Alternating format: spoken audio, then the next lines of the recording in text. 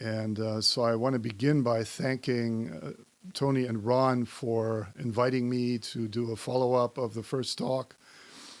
And I want to thank my beautiful, amazing wife, Gabi, because any man with a vision is nothing without a good woman. And I want to also give gratitude to some of my teachers who have been very instrumental on this path for me. One of them is Stan Groff, who is still with us and still going strong. And one other teacher who has passed recently, Ralph Metzner. Without these teachers, I wouldn't be where I am today. And the same goes for the South American plant wisdom traditions.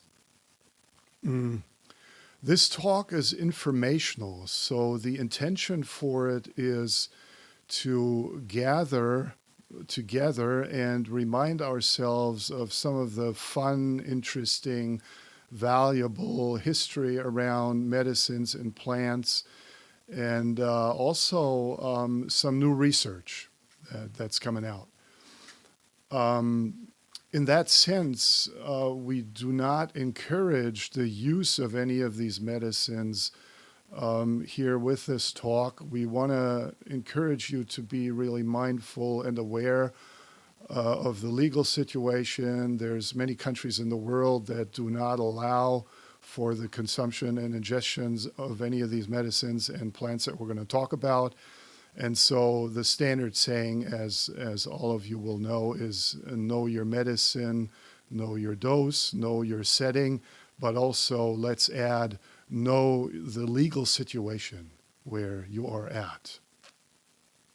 Okay, so that said, this talk really goes to each and every medicine, and I want to keep this as short as possible because it's not so... It may not be so interesting what I'm going to have to say because a lot of people listening are going to know. I look forward to spending a lot more time sharing with you and hearing from you, your experiences, your wisdom. And so the way I see this talk is just like a starter to sort of get into a space together, into a medicine realm together, and then share this wonderful healing energy that these medicines can bring. I thought I'd talk for a few minutes each about 9 major medicines, plant medicines, and also what we call semi-synthetic medicines.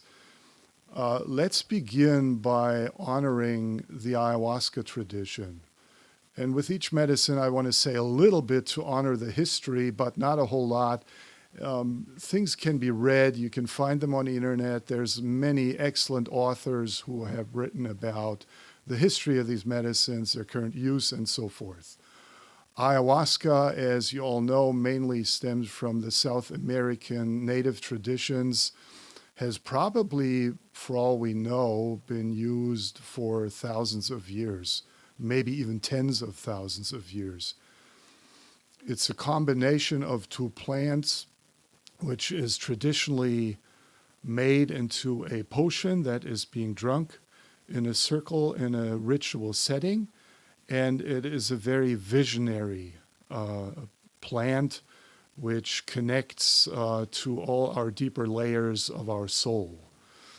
The name ayahuasca, as probably all of you know, means vine of the soul or vine of the dead, as it's oftentimes translated, which sounds kind of scary, but what it actually means is that people experience a connection to the ancestors that have passed on to the spirit world very often with this plant. The plant was discovered by people in the so-called quote-unquote modern cultures, mainly through the rubber tappers in the early last century when, cars needed tires and stuff, and they discovered all the rubber trees and were trying to get the sap off of the trees. And suddenly they got in touch with the native population, and there's some amazing stories written up by several authors. One I want to name here, Bruce F. Lamb, Lamb, Lamb. And you'll read about the story of Manuel Cordova Rios, who became the first quote-unquote white shaman. This is an amazing piece of history right there. And then in the 1930s, DMT, dimethyltryptamine, the main molecule in the ayahuasca brew, was synthesized for the first time. DMT is a molecule that is native to our body, to our brain and to our whole body. It gets secreted when we are in very intense emotional states. And so it only makes sense that if we find a safe way to introduce it by way of a drink or other routes, that we would also be able to access these visionary realms. And the native traditions have taught us a lot about how to safely use ayahuasca. And there's many countries in the world where it can legally be used.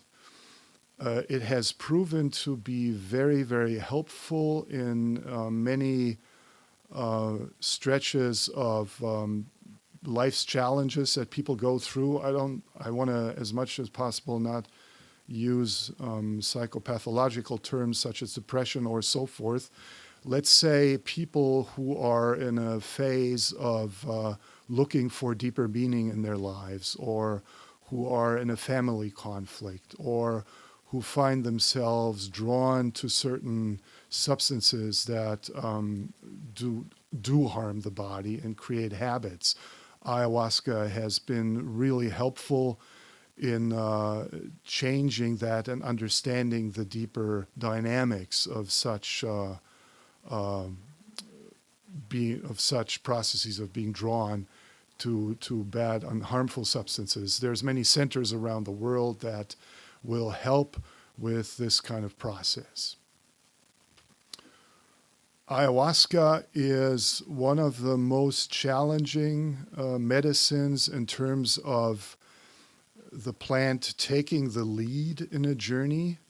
It is almost whimsical in a sense, meaning to say our main call is to surrender to the medicine, to where it wants to take us in a journey, and to trust it. And it's always benign. It is always loving. It always welcomes us on the planet. It welcomes us precisely even in our light and shadow aspects of who we are as human beings. It invites us to be clear about, as humans, not being here to be perfect, but to own up to who we really are, which means also acknowledging our shadow sides, our weaknesses, the things that we have to work on as people and persons. Now that obviously is true in various ways for all the other medicines too, but ayahuasca is probably for many people the most powerful medicine in terms of creating vision, taking us out of our usual frame of mind, teaching us that everything we think we are is maybe true to a certain extent, but probably there's a whole lot more. And that more has to do with our soul's natural thirst and quenching to be in alignment with something larger in this cosmos, in this life, to be of service to something that will be healing to humanity, to the earth, to us as a community, and to us individually. And so ayahuasca has been known to effect amazing healing stories for tribes, for tribal people, for individuals who have been very sick with, for example, cancer, and has brought a lot of wisdom to tribal people that we can learn a lot from. Ayahuasca. The next medicine I want to talk about is psilocybin, specifically the mushrooms that contain the spirit called psilocybin. It's a molecule that's almost identical to a neurotransmitter called serotonin, which is also called a happy hormone or happy neurotransmitter. Psilocybin has also probably been used for thousands, if not tens of thousands of years. There's a lot of rock art all over the world that teaches us that ancestors and tribal people have been using this medicine for many, many years. There's a lot of literature out on this. And the reason it came to what we call the West, to these industrialized countries, that's a piece of history that is really amazing about psilocybin. In 1957, Gordon Wasson, a Danbury, Connecticut Chase Morgan banker who became an amateur mycologist because of his wife being interested in mushrooms, he was the first white person invited to a sacred mushroom ceremony down in Oaxaca, Mexico, with the famous shamaness Maria Sabina. And I'm sure you all know this story. It's such a beautiful story. He's invited to this, and his world obviously is altered forever. And he comes out in Life magazine with these famous descriptions of the velada, the sacred ceremony, and all these beautiful photographs, and even a recording of Maria Sabina's singing, which is just so amazing. And if you like the musician Steve Roach, he has a track where he embedded her singing into sound worlds, and this is some really wonderful journey music, obviously. Psilocybin was first synthesized by Albert Hofmann. We'll get to him later around LSD. He's obviously the famous chemist at Sandoz Labs in Switzerland.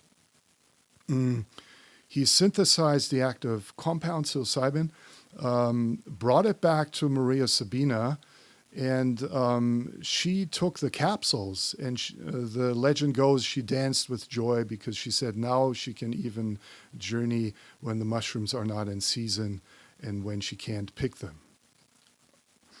Psilocybin is obviously also the first medicine that Timothy Leary used. He's the friend of Ralph Metzner, who I mentioned earlier. And he took psilocybin to San Quentin into death row, and he worked with the people that had life sentences. And of course, these people found some love and some peace and some brotherhood, and that became a little much for the authorities, and so they had to discontinue the project, unfortunately. This was the 60s. So talking about the 60s, this morning I received a beautiful email from an old friend of ours who is an elder in this community here in Fort Bragg, Mark Yaskin, a poet and a writer and a mystic, and seen a lot of life. And he told me, well, you know what, Mark? In the 60s, down in LA, we had this fantasy of spiking the drinking water with LSD. And that didn't quite work out, obviously. Maybe it should have, we don't know. But he expressed his joy and his confidence that the way we are approaching this now is much more reasonable. Research, publications, safe settings for the people undergoing these journeys in legal circumstances. And so Ron mentioned earlier USONA Institute. This is an institute headquartered in Madison, Wisconsin, usonainstitute.org, and the FDA has granted permission to research psilocybin for its antidepressant effects and for helping people with major depressive disorder and depression because of life-threatening illness. A really promising vision and project, and there are many other projects out there like this. And if you want to look that up online, that is what's currently happening with psilocybin. It may seem a bit fast here, but I really do want to stick as much as possible to the plan of mentioning 9 major medicines and then opening up the forum so that I don't talk all the time. Medicine number 3, mescaline. You all know this from peyote and from the San Pedro cactus.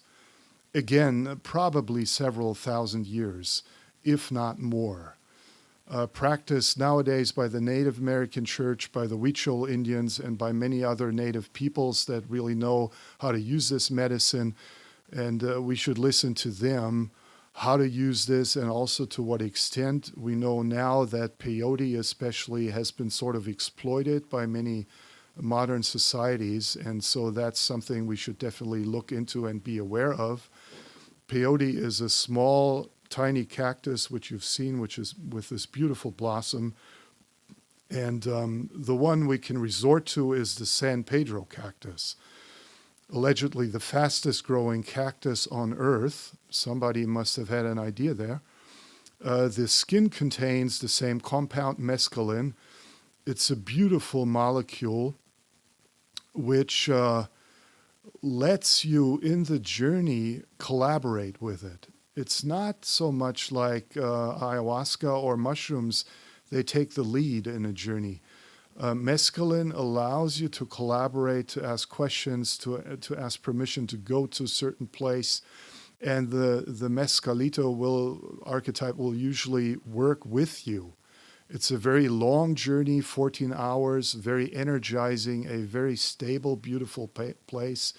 You can marvel at nature, you can meditate deeply, you can be in conversation, you can listen to music, and it allows for this vast space of honoring all the aspects of beauty in life, artwork, music, the love between people, with your tribe, with your partner.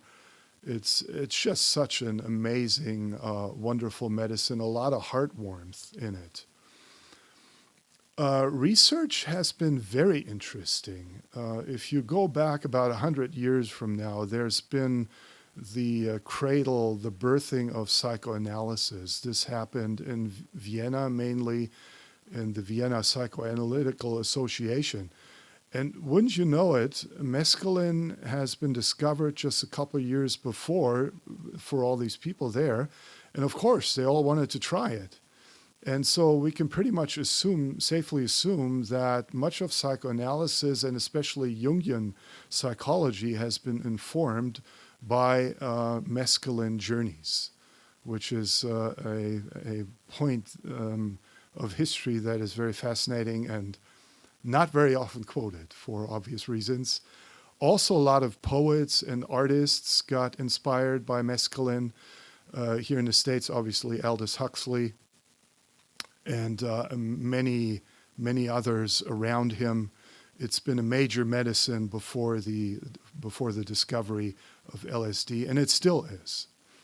Also, some of the existentialists like Jean-Paul Sartre have experimented with mescaline, and they haven't fully gotten it apparently because existentialism is quite a one-sided dark view of life, which holds a lot of truth, but it's a little bit depressed. And so something that we all know is very important, integration after a journey, probably may not have happened to quite the degree that it should have back then with Sartre and Simone de Beauvoir and some of these existentialist people. Okay, that's mescaline. Now, let me move on to another molecule here, which all of you probably also have heard of or know, 5-MeO-DMT. It's another DMT molecule. The way it's administered is either by smoking it or by insufflating it, which means snorting, or by injection, or nowadays also by lozenges. The history behind it is that, again, in the jungle, in the South American tribal peoples, this has been gathered by way of using powdered plant material or the dried sap from trees.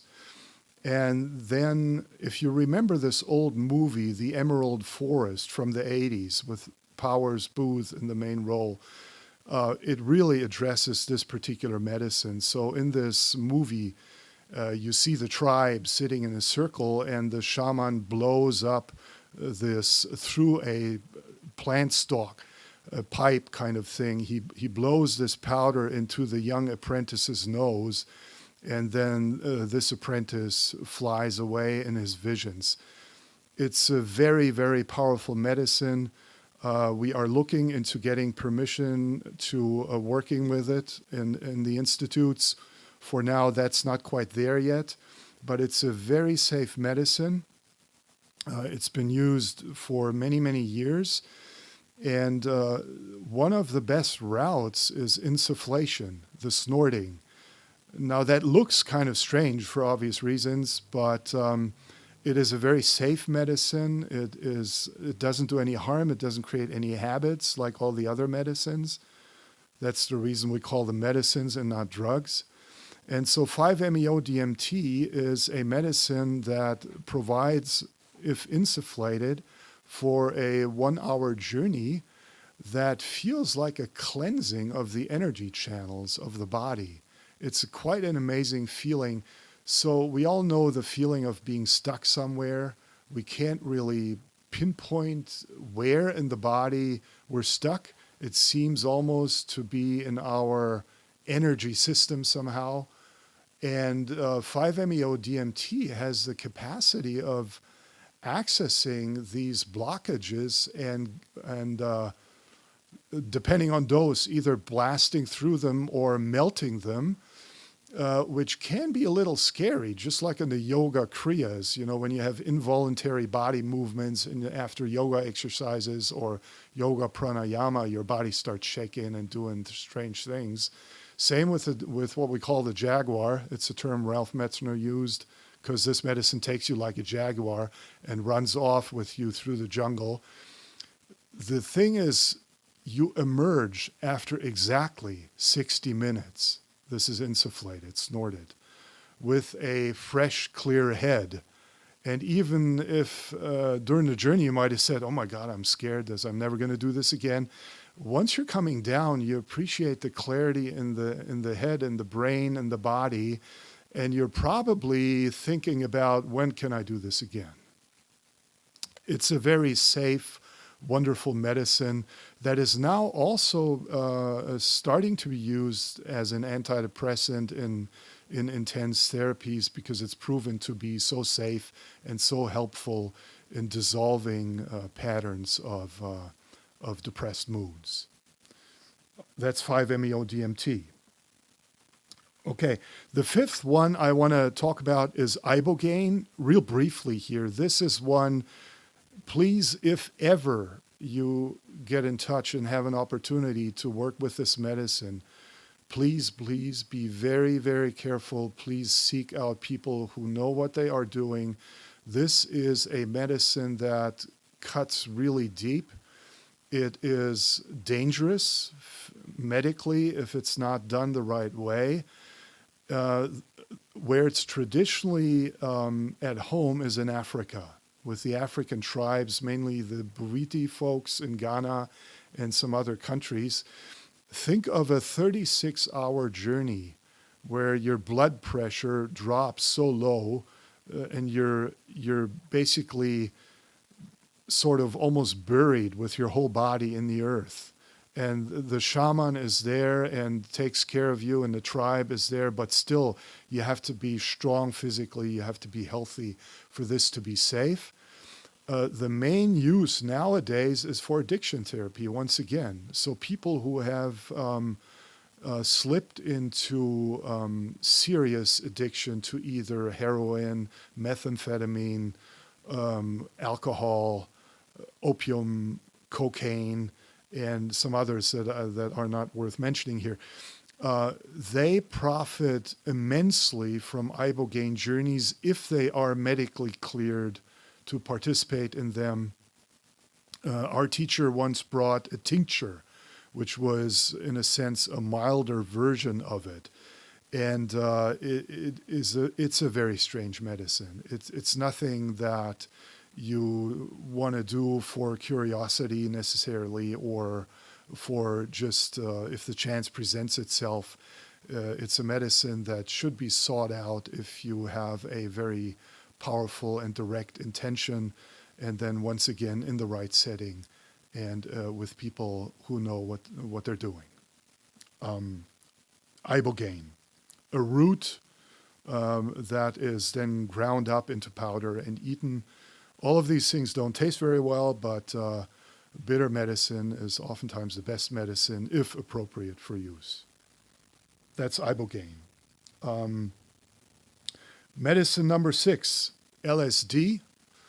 Albert Hofmann synthesizing LSD for the first time in 1938, not using it, seeking for something that they were working on. Not so interesting to go into that now. He shelves it in 1938, and the custom at Sandoz Chemistry back then is to never really touch this, anything that they've shelved again and deemed pretty much useless. Some twist of fate, as the miracles in all our lives go, lets him intuitively want to run a second test. And we all know the story, the famous bicycle ride, 1943. He had taken a dose of 250 micrograms, which he thought was a small dose. Now, we all know that is quite a substantial dose. And out of that first experiment, he realized when he came back from the journey that he had a spontaneous insight into what madness could be, how madness could feel for people who are not able to take care of their own lives because they feel challenged by subconscious influx into their psyches. And so he started sending LSD around the world into psychiatric wards, telling people, please try this. This is really helpful. It gives people a temporary exposure to what schizophrenia or disorders of any sort might feel like. And in order to better understand these states, people would use it because then they could support people better in these processes. And so obviously one of the main people among many who received this substance was Stan Grof, back then working on in a psychiatric ward in Prague, Czechoslovakia, later leaving and living in the United States and continuing the research with LSD until it became illegal. Then developing holotropic breath work to have a method to access these same states. LSD has a huge history. If you go back to what's called the Eleusinian mysteries around the Athens, the sacred temples in Athens, according to research by one of the major people, his name is Karl Ruck, R-U-C-K. He has written about the Eleusinian mysteries. It's an amazing read. You'll find information about, most probably for 2,000 years, around Athens, people who knew what they were doing, getting the ergot fungus that grows as a fungus on rye grains, on the ores, harvesting that and making that into what was called the kykeon, the sacred potion. And they would gather in the temple, and sometimes several hundred or up to 2,000 people, all at the same time drinking from the sacred cup and going into the visionary world. And Ruck elaborates on how all the major leaders in these ancient times, like Caesar, Cicero, and Plato, the philosophers, Aristotle, Socrates, he is very sure that all these folks drank from the sacred kykeon, and this is obviously the same base that LSD is synthesized from. So huge history there, and for a change in the more Western philosophical world, which is kind of a nice add-on here too, because mostly we have to honor the indigenous traditions for the wisdom that we now receive. That's LSD. It's been used by the Russians very successfully in treating addiction and alcoholism. And one other piece of history, which is more recent, Carl Jung and Bill Wilson founded Alcoholics Anonymous.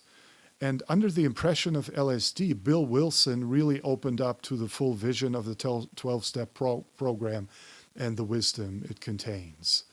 Nowadays, LSD is used experimentally, and some people still like to follow what was called the psychedelic model in the 60s, which means big dosages, 500, 600 micrograms to really open all the portals. Or other people follow what's called the psycholytic model, small repeated dosages to slowly melt the blockages that we all experience within ourselves. And a recent new addition, and the expert on this is a beautiful elder in the community named Jim Fadiman, is a beautiful addition is microdosing, of course, which I think we're going to get around to in our later discussion. That's LSD. I think I'm doing pretty good on time here to not make you all too tired listening. So I'll keep it going here with 3 more medicines, okay? So let's talk about number 7. That's 2CB, created by another really important essential elder that we all have to be grateful for. His name is Sasha Shulgin and his wonderful, amazing wife, Anne Shulgin. As you all know, Sasha has created so many molecules, and Anne and Sasha have tried them all, that it's hard to even imagine how they did it. And so the one we want to talk about a little bit is 2CB. There's been this wonderful Western United States tradition of combining 2CB with MDMA for many, many years. 2CB is a medicine that is somewhat similar to the effects of mescaline. Dosages, if there are any questions about these things, we can save that for the discussion. 2CB is about a 6-hour journey. It's very heartwarming. It can be very sensual. It's also psychedelic at higher dosages to a certain extent. And in combination with empathogens, which the main one being MDMA, it can keep the bliss in the body.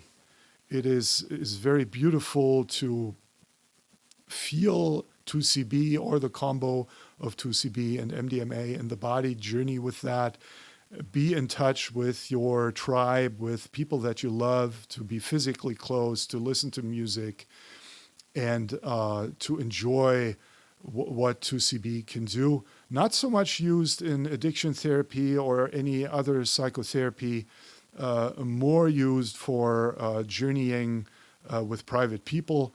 Once again, we're not encouraging the use here. We're just giving information that is realistic and comes from a place of having experienced these things in a safe setting. 2CB, one medicine that you don't have to eat a lot of powder. Yeah, it's real little powder that you need, and it'll bring you to a place that is very safe and very enjoyable, and can be combined with several other medicines in a really beautiful way. Okay, so the second last one is ketamine. Strange animal. Y'all have heard of it. It used to be used for anesthesia in hospitals before surgery, and not used anymore because many of you know that if you had surgery and ketamine was used, you came back in some cold room and you weren't quite yourself, and it was like a weird dream, which was really unpleasant. I myself remember that very vividly when I had a surgery about 40 years ago. Super unpleasant, and I didn't know that it was used for other purposes back then. And this is probably worth sharing a personal story. So ketamine it's what's called a dissociative, meaning to say that It basically takes apart who you are as a person. Now, if that's done fast, like in anesthesia for surgery, you just go, you just move out, you fall asleep. It's not scary in any kind of way. But then it was found that in minor dosages, where it doesn't get you into the anesthesia, it basically creates this artificial dream world where you just barely touch the threshold towards completely going into the dream world and into sleep, and rather stay in a weird, artificial, aesthetic world. Many people love it. It's very exciting. It's very interesting, and there's a lot of people who even say they fear they get addicted to ketamine, and there's others that say, well, it's quite an interesting journey, but I'm not bringing anything back. These are the people that are looking for shamanic journeys, for connection to a larger meaning, to finding something that will give them guidance in their lives. So ketamine is very different with regard to being so dissociative, but it's been successfully, again, used by the Russians to treat alcoholism and addiction. It's being used now still by many people in psychotherapeutic modalities. And the big advantage we have now is we have lozenges. So we don't necessarily need to inject it via needle. We can use lozenges. It's a much milder journey, and it helps a lot of people in their psychotherapeutic process. Also, it's become a bit of a fad because it's very practical to use. We can walk into a psychotherapist's office, do a 1, 2, or 3 hour journey or a psychotherapeutic session with ketamine, walk back out and be functional in our lives. A lot of people like that. Whether that's everybody's cup of tea is another question. I don't want to place any judgment on this. We all need to find out what we need to do. Ketamine, very interesting personal story. Surgery 40 years ago I wake up in this cold room, and I get into this weird disassembled kind of sense of self, and it takes hours to come back. Many years later, I take a really strong IV dose of ketamine, and I disappear immediately.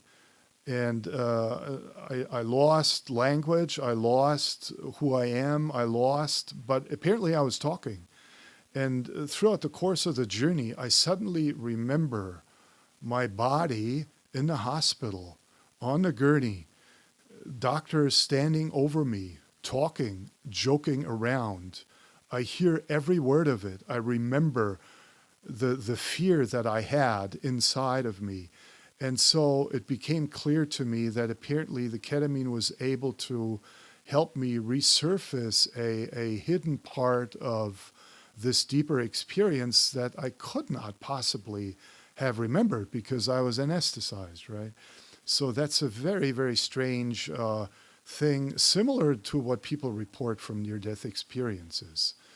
And so ketamine certainly has the power to access some realms in our consciousness that we are not able to usually access. Okay. And now the final one, not so much because it's the most important one, but because it's the one that's most recently been used for psychotherapy, for couples therapy, MDMA, obviously. MDMA is called an empathogen, which means sort of heart opening or empathy generating. There's another molecule that many of you may have heard of, which is also a very good empathogen called methylone. If you've never heard of it, never mind. So the empathogens have the capacity of temporarily secreting more serotonin and more dopamine and norepinephrine and other neurotransmitters into our brain. And these are called the happy drugs. And indeed, MDMA and the empathogens have a capacity of bringing us to a heart level. And it's a very horizontal medicine, a very relational medicine. MDMA and the empathogens usually address issues of the heart, issues of how's my love doing? The love for other people, for cosmos, for nature, for life, for myself. And what may be in the way of that love? What do I maybe have to look at and process, and with the help of MDMA, clear to understand better where are the blockages that I experience at a heart level? Why can't I maybe talk the way I want to talk to somebody? Why do I feel anger? Why does something trigger me so strongly that I'm almost beside myself? Or why, on the other end of the spectrum, am I so in love with life or with a person or with my tribe that I can hardly hold on to myself in expressing that love via music, via poetry, via the way I talk? And how do I rein in that passion to not overwhelm people, but at the same time really stay true to myself and express that love? MDMA is amazing in helping with that, in teaching us how to be loving, and also, which always includes self-loving. And that also includes setting healthy boundaries, understanding how in areas of conflict, with either at the workplace or with people or even with the current world situation, how do I find a balance? And this is not to say that MDMA is the only medicine that will help with that. The others will do that too in their various ways. But MDMA is so easy to work with because it doesn't change, it doesn't alter our visual field, it doesn't take away our self-control. Quite the opposite, it enhances that. It helps us to be more loving, more self-compassionate, more compassionate towards others, and understand, how do we bring this compassion into a troubled world? There are many, many, many people, especially in the industrial societies, who have lost all sense of meaning. They don't know what life is for. They are suicidal. They are deeply depressed. Some of them get into violence. They even shoot each other, which is incredibly sad. And if we look at these people's histories, life histories, we can always find a childhood that's traumatized. We can find places in their psyche that need work in terms of more love, more understanding, more compassion, if ideally possible. And so MDMA has proven to be a very safe and very effective method, to the point that working with war veterans who came back from Afghanistan, from Iraq, who have been badly, badly traumatized, seen things that no human being should ever see, witnessed the possibility of their own death, so badly traumatized that they had to be on 25 different pharmaceuticals, nothing ever helped. And there's a 80+ percentage success rate in the PTSD psychotherapy assisted with MDMA, PTSD being post-traumatic stress disorder. And one of the people that really needs to be mentioned here is Rick Doblin and MAPS, MAPS.org. They have done life-changing work for many of these people that are so badly traumatized. And the final remark I want to make about MDMA is couples therapy. Couples who want to find back the love that they first had when they fell in love, and then life goes on, and there's children, and there's work, and there's this and that, and there's hurt that doesn't get worked through. And then there's couples therapy, which helps to become conscious of these problems and challenges. But sometimes people don't quite break through, and they find a safe and good way to work with MDMA, and very quickly they say to each other, I have never been able to listen to you this way. I have never really been able to let you in this way.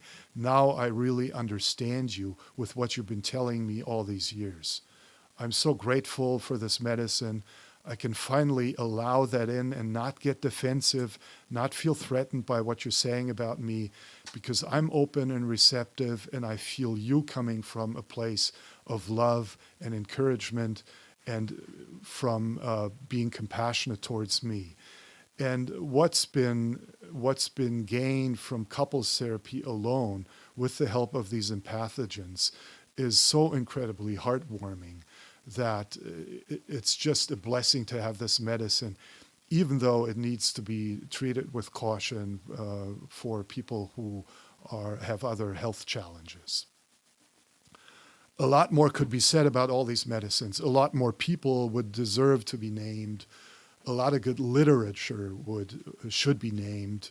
All of that can be found on the internet if you're interested.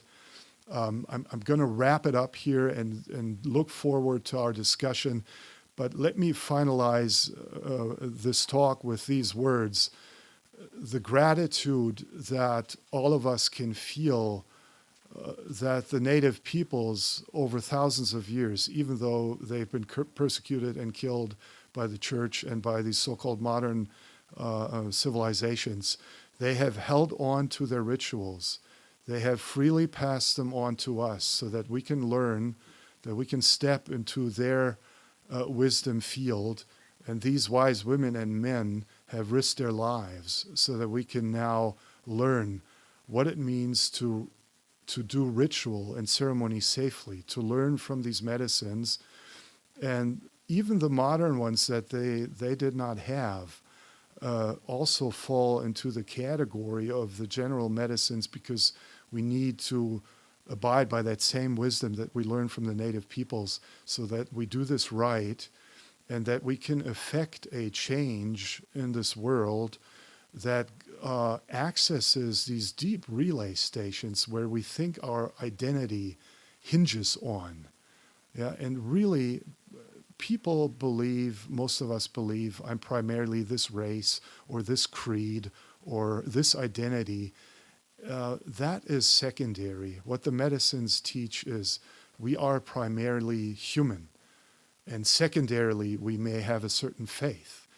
If we bring this back into alignment, and the medicines are one of the most powerful helpers in that process. If we bring this back to alignment and understand that we're primarily human, then we have a much better base to operate from, to love and cherish our differences, our different color of skin, our different languages, our different cultures, our different music, our different faiths and creeds, and come from a place of being one humanity. And as all scriptures say, most institutionalized religions don't believe that. They're always afraid of other gods. But as all scriptures say, there's only one God, one goddess, one creative force of the universe, a mothering, caring universe that loves us all. And if we so choose, we can feel it. So by that, I say thank you for listening. It's an honor to talk to you about all these things that we are all passionate about. And I look forward to having conversation and honoring your experiences that you want to bring. Thank you.